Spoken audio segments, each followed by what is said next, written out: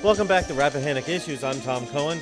We're talking about economic development in Stafford County, and we have Tim Baruti here, and we're at the Quantico Corporate Center, one of our recent areas that is expanding economically. We talked about the assets that Stafford had in this effort. What are the challenges in competition with the other areas, both Prince William and Spotsy, Fredericksburg, and that area? So what challenges do you have dealing with that type of competition?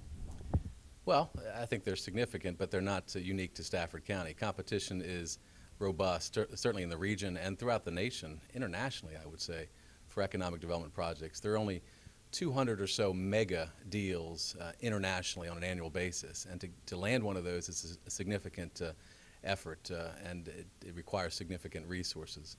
I would say that we're well positioned to compete for mega deals as well as more local deals, and obviously we're doing our best to put ourselves out in front of decision makers with our contributions and support and participation in conferences that pull these folks together. Folks meaning data center users, builders, developers, retailers, developers, brokers from that segment, as well as professional opportunities. So we are working hard to get in front of decision makers on a regular basis, not only face-to-face, but through our interaction on our website.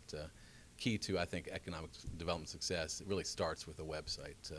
It's hard to understand how many folks actually get to your website and make decisions based on what they see, but we know it's happening every day. You can be eliminated for consideration before you even know you're being looked at. So it's an evolving profession, economic development is. It used to be 10 years ago, you would be guarded, you'd wait for that phone to ring, and you'd take a call and you'd work a prospect, usually face-to-face. Again, it's vastly changed in that you've got to be out and proactive at venues and working folks face-to-face as well as, again, online. So it's a multifaceted approach. And it's sort of, I mean, as you touched on this, that it's national. I mean, we're competing with other states to get things as well, and there's all different types of tax incentives that different states are offering to entice them. How is Virginia's plan or environment for trying to attract things? Does that help?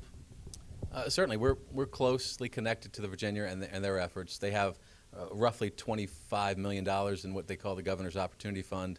This governor has worked very hard to move that number higher. So he's actively working on that as we speak. He just launched the GO initiative, which is a collaborative effort with business leaders throughout Virginia to try to encourage more incentives thrust upon regions as they work to pursue economic development. So lots of pieces are falling into place, I would say, as far as Virginia is concerned. Work over time has led to Virginia being in a good position to compete against folks like North Carolina, Georgia, Texas, who are very robust in their offerings as far as incentives go. Stafford and Virginia are not quite there yet, but they're working on it, I would say, every day to increase opportunities for the creation of incentive programs. But more than that, we're working to make Stafford County the place that folks seek as far as investment. So it's a faceted approach to economic development, both regionally and statewide. And what success stories or things would you like to sort of highlight as examples of the efforts that have been done by Stafford over the years? Well, where we're sitting today is, as you noted, Quantico Corporate Center, but more importantly, this is the Stafford Technology and Research Center. This office is. The center is the precursor to an eventual tech park, Stafford Tech Park. We have been working for almost 5 years on the creation of a tech park. We have pulled many pieces together, many partners together over, again, that 4 or 5 year period.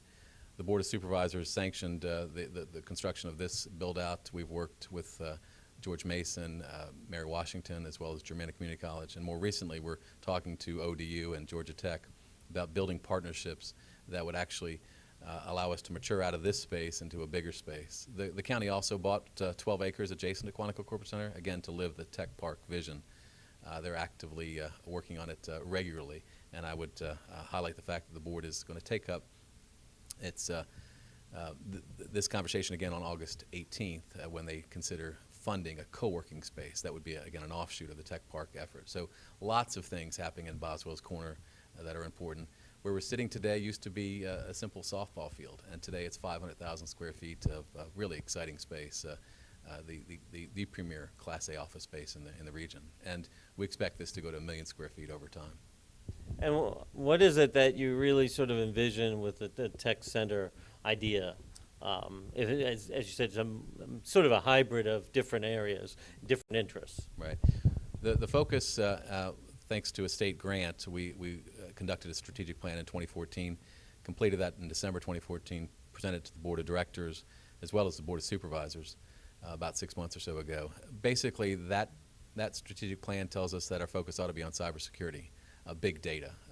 No surprise, that's a need for the state as well as the Mid-Atlantic, the nation, obviously a dire need, some would say, for more focused attention to cybersecurity. So we've decided that the strengths of this region of Stafford County lead us in that area to focus on. So now it's all about pulling pieces together. A research partner from a university standpoint is very important. We believe pulling those pieces together can facilitate bigger opportunities for our local companies, and local companies then can produce bigger, better jobs for Stafford County residents. So the goal has always been to produce higher paying jobs in Stafford County. And sort of a mentality is to sort of keep people from having to go all the way up to 95 to DC, Right. Which helps with the quality of life, Right. which to a large degree is also what you're aiming at. As you said in the first segment about trying to touch into all different aspects of people's lives, that's the greater overarch of what you're looking at. Absolutely. Local work is imperative to folks. We hear it all the time. It's been a focus for us for many years.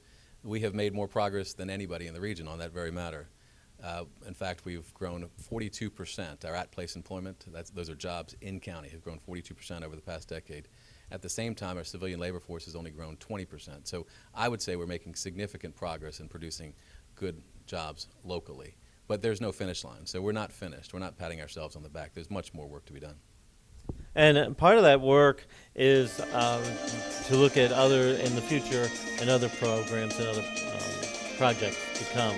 And that's what you should do, is come back after the break to look at the different forward-looking programs and projects that Stafford's looking into. So come on back after the break.